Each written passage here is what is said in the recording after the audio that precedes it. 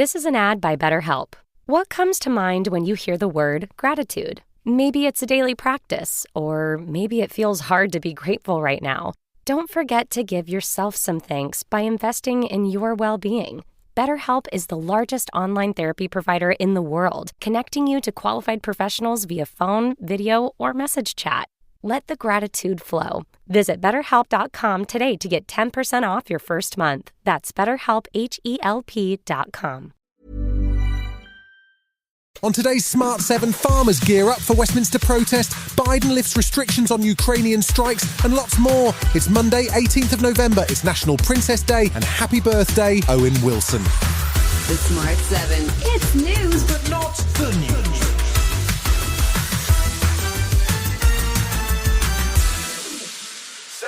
Tuesday will see nearly 2,000 farmers take to the streets of Westminster to protest inheritance tax changes introduced in the latest budget. Previously, farms could be passed down tax-free, but from April 2026, heirs will have to pay 20% on property valued over £1 million, which is around half the standard inheritance tax rate. While the changes are only expected to impact around 30% of UK farms, NFU President Tom Bradshaw says the effects are being felt across the farming community. The industry is feeling betrayed. The very ill-considered actions, the lack of understanding of what this means. When you look at the farms that are producing the country's food, a significant proportion of those are over the £1 million threshold. It follows Saturday's Welsh Labour conference, where PM Sir Keir Starmer avoided a group of demonstrating farmers. There's concerns that Tuesday's protests could escalate, following threats from far-right groups to hijack the event. But Transport Secretary Louise Hay insists the changes are fair. We appreciate how hard farmers work, but these decisions had to be made, and we think they've been made in a fair and proportionate way in order to fund public services.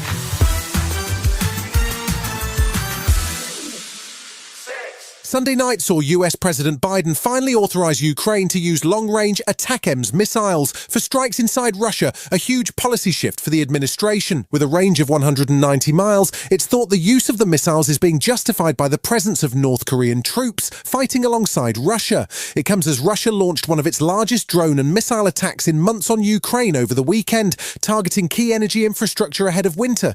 Over 120 missiles and 90 drone strikes were launched on Sunday morning, and 10 people, including 2 children, were killed in an attack on the Sumy region. President Zelensky referred to the significant change of US policy in his evening address. Today, there's a lot of talk in the media about us receiving permission for respective actions. But strikes are not carried out with words. Such things are not announced.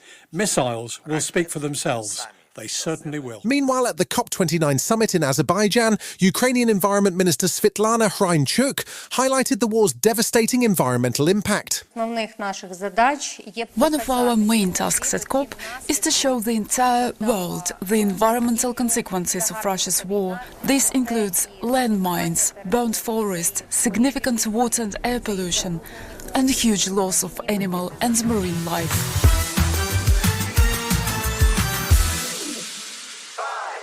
US President Joe Biden was busy at the weekend, touching down in Brazil on Sunday for the G20 summit after a quick stop in Peru for the APEC summit, where he met with China's Xi Jinping for the final time as US leader.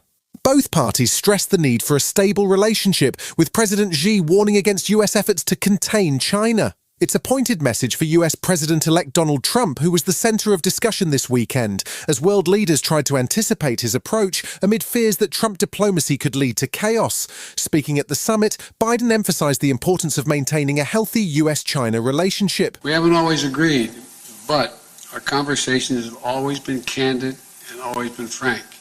I think that's vital.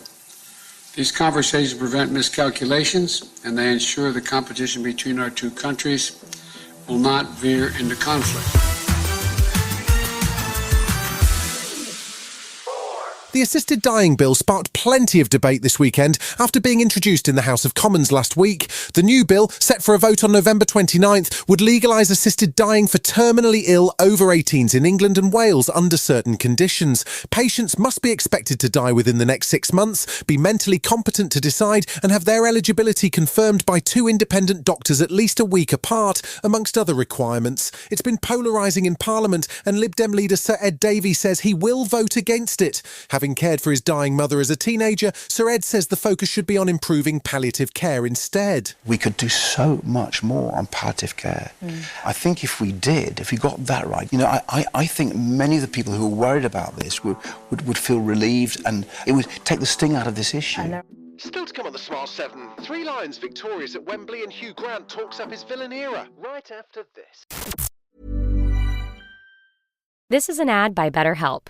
What comes to mind when you hear the word gratitude? Maybe it's a daily practice, or maybe it feels hard to be grateful right now. Don't forget to give yourself some thanks by investing in your well-being. BetterHelp is the largest online therapy provider in the world, connecting you to qualified professionals via phone, video, or message chat. Let the gratitude flow. Visit BetterHelp.com today to get 10% off your first month. That's BetterHelp, HELP.com. Welcome back. England capped off a solid Nations League campaign by confirming promotion to Group A with a dominant 5-0 performance over a 10-man Ireland at Wembley on Sunday.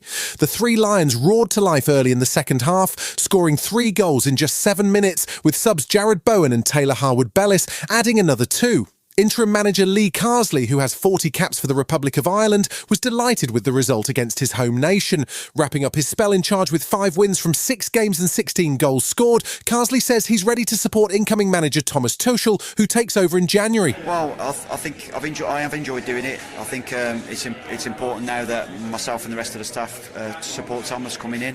He starts January the 1st, so I would imagine I'll meet up with him before that and hand over the team in a good position.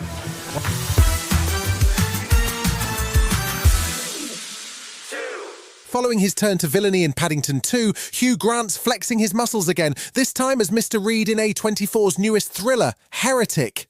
Premiering back in September, Heretic follows 2 Mormon missionaries who try to convert Mr. Reed, a reclusive Englishman, only to find he's far from the welcoming, if slightly eccentric professor that he first appeared. It's out in cinemas now, and Hugh's been busy doing the press rounds. Speaking on Sunday Today, he says the role was a lot more complex than it might seem. I was aware the whole film falls apart if you think they're idiots for going inside. Right. So he has to be sufficiently genial and unthreatening. But there was fun to be had with him. I felt that the more fun I had with him, the more horrifying the horrifying bits would be.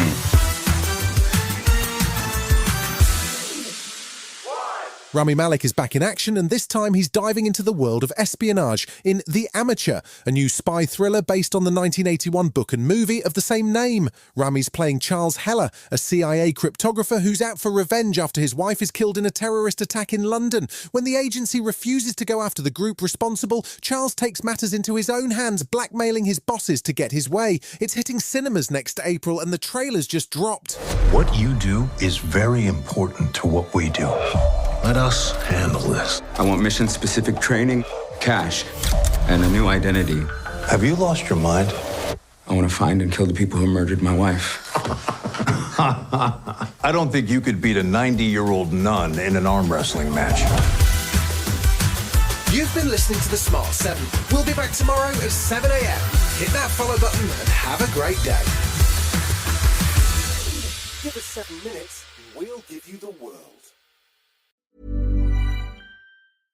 At Leidos, a brilliant mind is smart, but a brilliant team is smarter.